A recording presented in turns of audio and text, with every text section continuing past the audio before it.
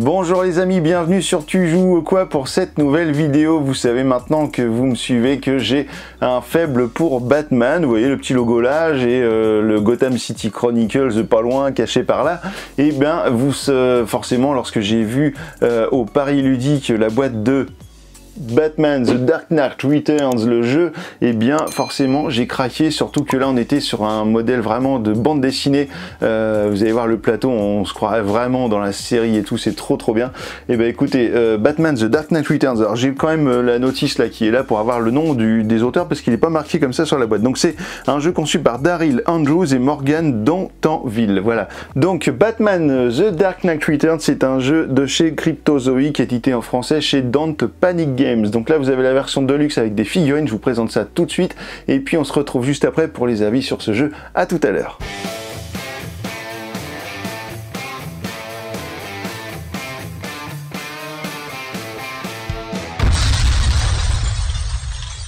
Voici le matériel de Batman avec la mise en place pour le livre 1.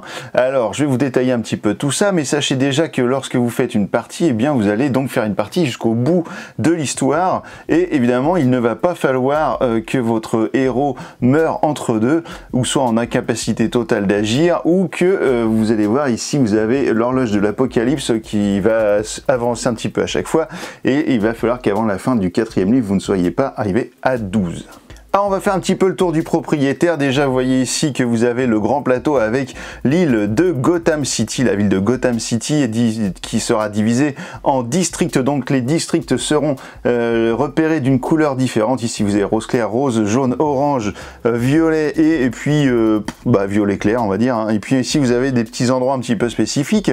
Donc ces districts sont dans des quartiers des régions. Vous allez avoir donc la région Uptown, la région Midtown, la région Downtown. Voilà, donc dans ces quartiers, vous allez avoir des petites, comme ça, des petits camemberts qui vont représenter des actions possibles, mais sur ces actions, eh bien, vous allez avoir parfois des pions comme ceci, par exemple, un pion, alors je vous le mets ici pour bien le voir. Voilà, les rouges comme ça, ce sont des pions mutants. Donc au début de la partie, vous allez avoir une mise en place à faire qui vous sera indiquée dans les règles du jeu, à savoir que vous allez mettre 3 petits mutants dans chaque district, vous allez mettre 3 policiers dans chaque région, et vous allez mettre 3 journalistes dans chaque région, mais à des endroits où vous aurez déjà soit un mutant, soit un policier. Voilà, il va falloir essayer pendant tout le jeu que les mutants ou les policiers ou les journalistes n'envahissent pas complètement un quartier, en fait à un lieu, car si vous avez les 3 camemberts qui sont remplis à un moment donné, eh bien vous aurez une émeute. Donc on prendra un gros jeton émeute, on le mettra à la place de tous les petits jetons, et là ce sera un petit peu le bazar.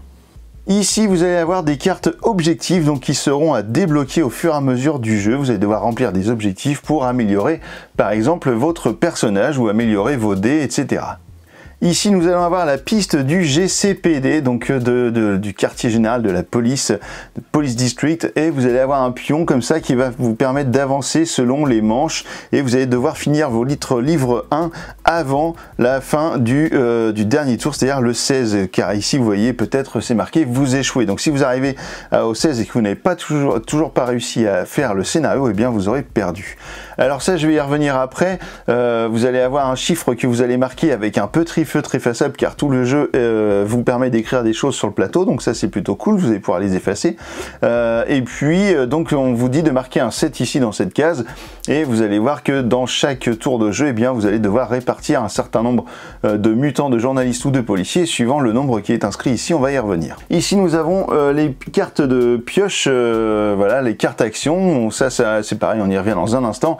Un lieu que je ne vous ai pas décrit, c'est le manoir de Wayne qui est juste ici. Alors lui, quand vous allez y aller, en fait, vous allez pouvoir regagner un point de mental, un point de vie et un point de cran, car ici ce sont la jauge, les 3 jauges de la vie, de la vitalité de Batman. Mais vous allez également pouvoir débloquer des véhicules qui sont ici. Alors normalement ils sont tout en haut, mais vous avez vu que le plateau est très grand et que du coup pour des histoires de caméra, j'ai pas pu mettre les cartes là-haut. Donc ici vous avez les 2 premiers véhicules qui sont disponibles, en tout cas dans le manoir pour l'instant, pour le scénario numéro 1. Donc vous avez un drone. Alors j'ai la version ici de luxe avec des figurines, sinon vous avez des petits standees en carton voilà, que vous allez placer sur le jeu. Donc quand vous allez aller sur le manoir, eh bien vous allez débloquer un véhicule et vous allez le mettre ici dans les véhicules disponibles. Et là, lorsque vous serez dans les véhicules disponibles, vous pourrez en faire ce que vous voulez, l'amener par exemple dans un lieu, sachant que les véhicules, vous n'allez pas pouvoir vraiment jouer avec pendant toute la partie, mais vous allez pouvoir simplement mettre un véhicule par exemple sur cette zone et dire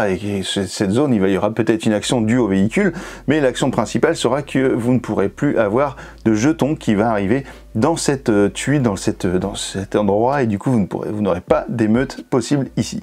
Nous allons avoir ici la carte du boss du livre 1, donc ici c'est double face, donc vous allez mettre la carte, vous avez le personnage ici, on va vous dire de prendre le dé blanc et le dé noir spécifique de double face, et vous allez prendre la figurine de double face, ou le standee que vous allez mettre ici dans l'asile d'Arkham. Ici donc les véhicules disponibles, ici les trois cartes jaunes disponibles ici seront des alliés. Donc au début de la partie vous avez Gordon qui est juste ici, voilà Gordon, et qui va être quant à lui dans la résidence Gordon. Lorsque vous allez faire des combats vous allez utiliser des dés, et lorsque vous allez utiliser vos dés, eh bien vous allez les mettre juste ici dans la zone d'épuisement. Vous aurez une carte Batman bien évidemment puisque c'est votre héros, au début de la partie il est là le Batman, on vous dit de le mettre dans la tour Wayne, et bien vous allez le placer. Alors vous avez vu que les socles des figurines sont en forme de camembert, donc vous allez de portions de camembert, vous allez les placer donc sur une des zones bien précises pour faire une action avec votre Batman. Vous allez prendre les dés qui correspondent à votre Batman, c'est-à-dire les 6 dés qui sont comme ceci, les petits batarangs, vous avez vu comme c'est trop génial. Vous avez les batarangs comme ça qui sont, vous allez lancer et hop. Et voilà, et là c'est rien du tout, donc vous allez jouer comme ça avec vos dés spécifiques, c'est trop cool d'avoir ces dés là, en plus on a les pows comme dans la bande dessinée ou comme dans la série, donc c'est vraiment trop chouette. Ici vous allez prendre les dés bleus pour les policiers, les dés rouges pour les mutants. Ici vous allez mettre la carte, j'ai oublié d'en parler, de la carte des jetons ennemis, donc ça va vous donner un petit peu l'indication sur chaque résultat de dés par rapport aux policiers, par rapport aux mutants, aux émeutes et aux journalistes. Vous prendrez enfin la carte de résumé de la manche qui est juste ici, et chaque livre a une carte résumé de la manche qui lui est propre, donc attention, ne gardez pas la même carte résumé de la manche pour tous les livres, vous allez devoir la changer. Et bien du coup on va démarrer un petit peu l'explication. Alors juste un truc sur l'objectif, puisque en fait on a double face qui est ici, on a des petits pions qui sont juste ici dans différents lieux, voilà, que sur des pions mutants, en fait ce sont des informateurs, il va falloir aller les tabasser et il va falloir récupérer des jetons. Parmi tous les jetons, il y en a où il n'y a rien du tout, et il y en a où il y a une face avec une petite pièce, et lorsque vous aurez récupéré les 4 pièces et qu'elles seront dans votre manoir, et bien vous allez pouvoir aller combattre double face pour terminer le scénario. Alors au début on va prendre 12 cartes de la pioche de carte action, 1, 2, 3, 4, 5, 6, 7, 8, 9, 10, 11 et 12. Dans ces tas de pioches là, vous allez avoir des cartes combat et vous allez avoir des cartes d'investigation, en fait des cartes de détective. Donc vous allez prendre les 3 premières. Hop, on va les poser là les autres. Alors normalement ça se fait ici, hein, mais bon voilà, j'ai pas assez de place, donc on va prendre les 3 premières et on va regarder dès tout début la partie qui est juste ici en jaune. Puisqu'au début de chaque tour, vous allez avoir une carte événement qui va arriver et qui va faire un événement particulier dans la ville. Donc on va regarder, on va choisir celui qui nous intéresse le plus.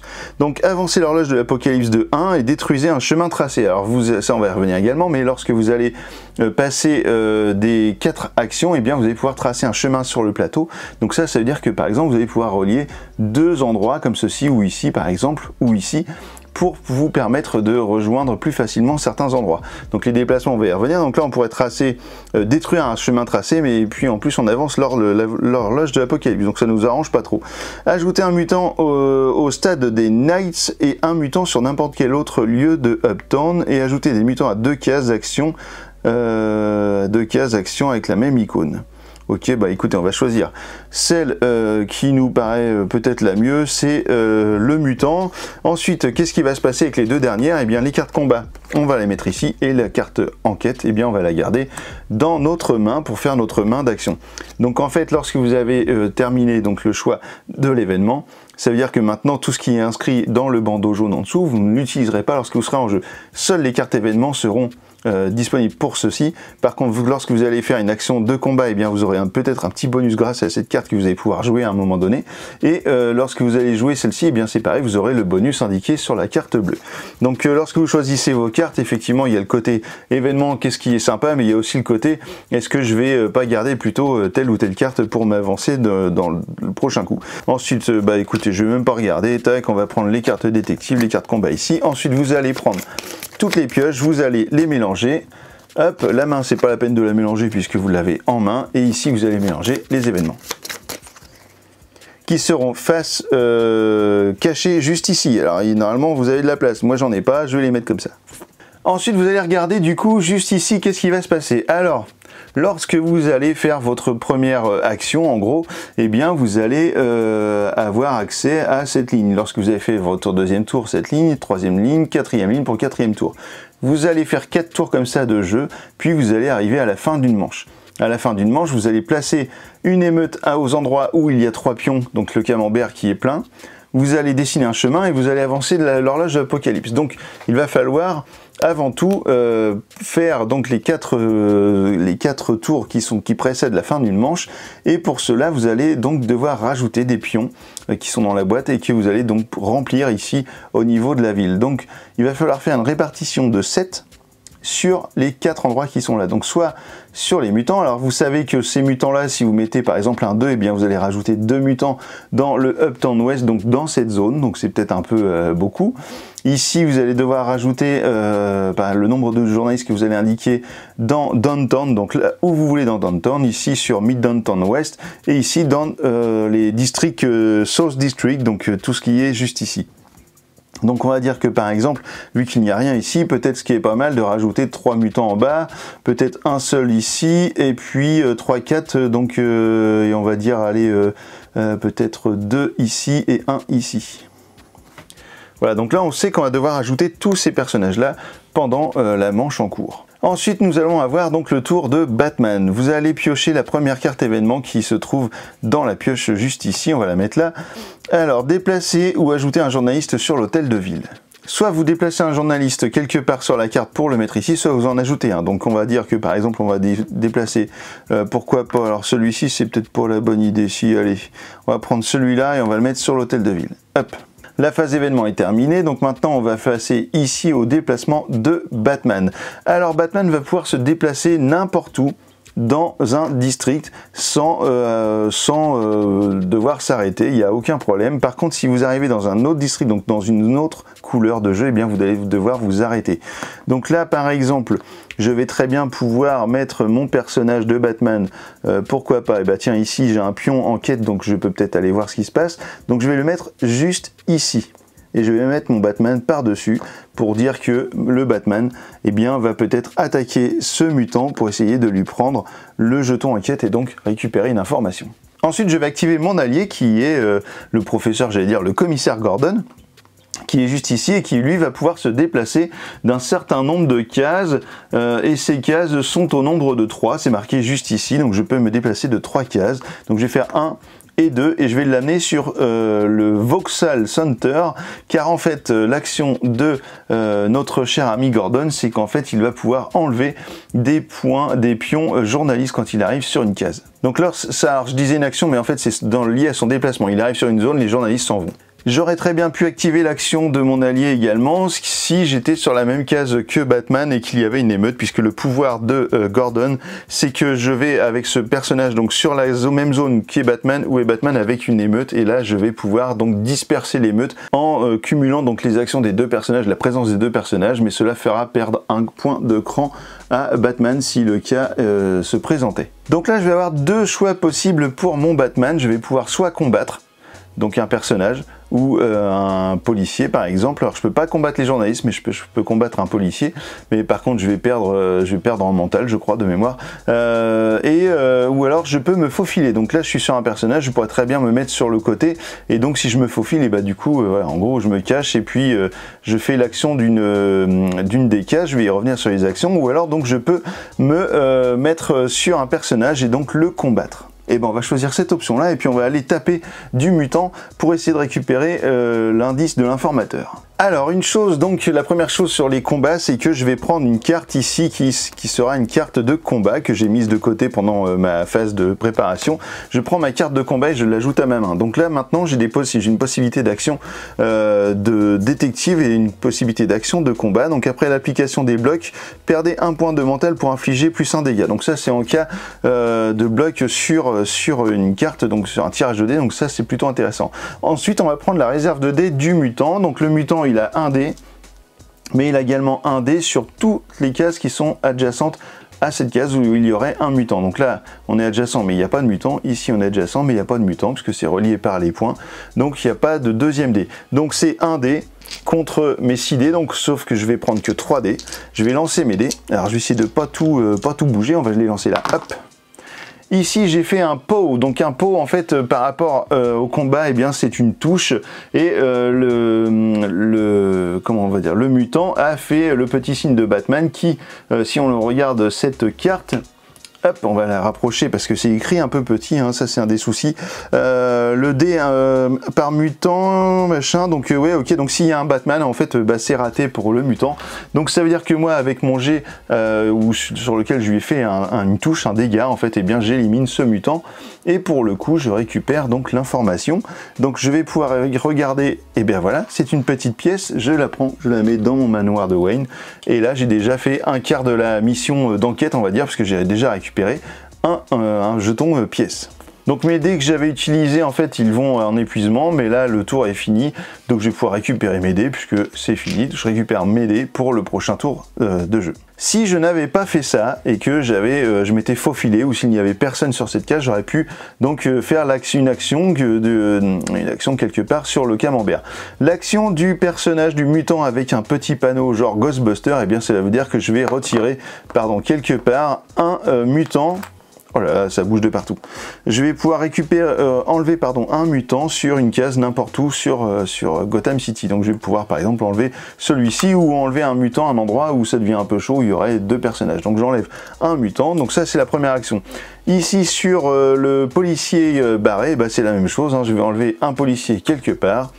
Ici, lorsque je suis sur le bras avec la petite flèche vers le haut, eh bien, je vais reprendre un point de cran. Quand c'est le cœur avec une flèche, eh bien, vous avez compris, je vais prendre un point de vie. Et quand c'est le petit masque de Batman avec une flèche verte, eh bien, je vais récupérer un point de mental. Ici, c'est une case importante puisque je vais pouvoir reculer l'horloge de l'apocalypse. Hein, pardon, je vais y arriver. Donc au début, elle démarre sur 2. Donc si je tombe sur une case comme ça et que je l'active, je vais pouvoir arriver sur 1. Donc je ne pourrai pas descendre en dessous de 1. Mais par contre, c'est possible de regagner comme ça des cases de l'horloge de l'apocalypse, car je vous rappelle que si avant la fin du 4e livre vous arrivez sur 12, eh bien c'est raté. Alors sur la première partie, franchement c'est plutôt tranquille, hein. Par contre déjà la deuxième, déjà ça commence à se corser parce qu'il y a beaucoup plus de combats contre le boss. Je crois que j'ai fait toutes les icônes à part celle-ci, vous aurez compris que c'est pareil, donc un journaliste qui s'en va, voilà les icônes que vous avez trouvées, donc ce sont toutes des cartes actions, des cases actions, donc à chaque fois vous faites l'action si vous choisissez cette option, c'est-à-dire je me faufile et j'active une case action. Ensuite, je vais arriver à la phase où je vais devoir ajouter les ennemis que j'ai marqués ici. Bah oui, forcément. Donc là, je dois ajouter un mutant dans le district Uptown West. Donc je vais le mettre par exemple ici à côté du policier. Donc ça c'est fait. Donc on va descendre maintenant le petit curseur de GCPD. Et on va arriver donc au 2e tour, donc on va refaire exactement ce qui vient de se passer. On va pouvoir avancer donc notre Batman, faire le déplacement, etc. Et puis vous allez donc prendre la nouvelle carte événement, vous allez pouvoir faire des combats, etc. tel que je viens de vous l'expliquer.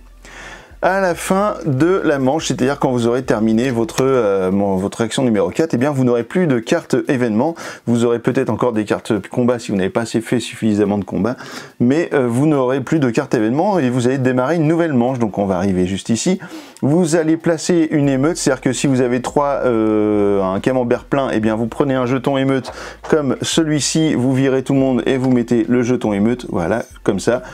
Et vous allez également devoir dessiner un chemin, donc vous allez prendre votre petit feutre et vous allez par exemple faire ici un chemin qui vous permettra de vous déplacer plus facilement et plus rapidement dans les autres districts. Et vous allez également avancer l'horloge de l'apocalypse une fois. Une fois que vous aurez fait ça, eh bien vous allez enchaîner des nouveaux tours, etc. Lorsque vous allez arriver au boss, eh bien le boss, vous allez prendre la carte de celui-ci, vous allez regarder d'un petit peu plus près qu'est-ce qui se passe, et puis vous allez donc faire votre combat final contre le boss pour terminer votre livre 1. Vous avez un système de sauvegarde pour le livre, pour arriver au livre 2, si vous ne le faites pas aussitôt. Vous pouvez très bien enchaîner toutes les parties, parce que c'est vrai que la mise en place, il y a quand même beaucoup de choses, donc il va falloir prendre des photos, ou alors noter à chaque fois sur le plateau où est-ce que sont les mutants, parce que tout reste d'un livre à l'autre, donc il va falloir bien repérer où sont les choses, et puis donc voilà, vous allez enchaîner les livres comme ça pour peut-être arriver au bout. Alors il faut savoir que dans la boîte, vous avez une petite carte surprise, je vais essayer de la choper. Vous avez une petite enveloppe comme ça, avec des cartes dedans, je sais pas ce qu'il y a, il faut finir le livre 4 pour savoir ce qui se passe, donc je l'ai pas fini encore, donc bah écoutez, on va le découvrir, je vous laisserai le découvrir chez vous également. De toute façon, même si je le savais, je vous aurais rien dit pour pas vous spoiler. Il faut savoir que ce jeu-là a aussi un mode d'affrontement à 2 joueurs. Il s'avère que là, je suis en demande de SAV sur ma boîte parce qu'en fait, il me manque le livret du mode d'affrontement, donc j'ai pas les règles du mode d'affrontement, donc je peux pas vous en parler. Mais de toute façon, le cœur du jeu, c'est quand même le jeu solo hein, sur ce jeu-là. Donc bah voilà, écoutez, on se retrouve dans quelques instants parce que maintenant, je crois que je vous ai à peu près tout expliqué. Ah si, alors les alliés, vous allez avoir d'autres personnages qui vont arriver. Tiens, je vais vous montrer quand même un truc, c'est les figurines. Donc vous avez les différents véhicules, donc le tank, la moto, vous avez ici Robin, vous avez Superman que vous allez affronter, vous avez d'autres personnages, Joker, et puis les autres, je sais pas comment ils s'appellent, je me rappelle plus. Vous avez un autre Batman ici qui est dans une espèce de scaphandre, donc ça c'est plutôt bien, et puis donc vous allez comme ça pouvoir avancer dans le jeu, avoir les différents personnages, donc ça c'est chouette. Et bah écoutez, voilà, maintenant que vous savez à peu près tout sur Batman The Knight Returns, et ben on se retrouve dans quelques instants pour mes avis là-dessus. A tout de suite.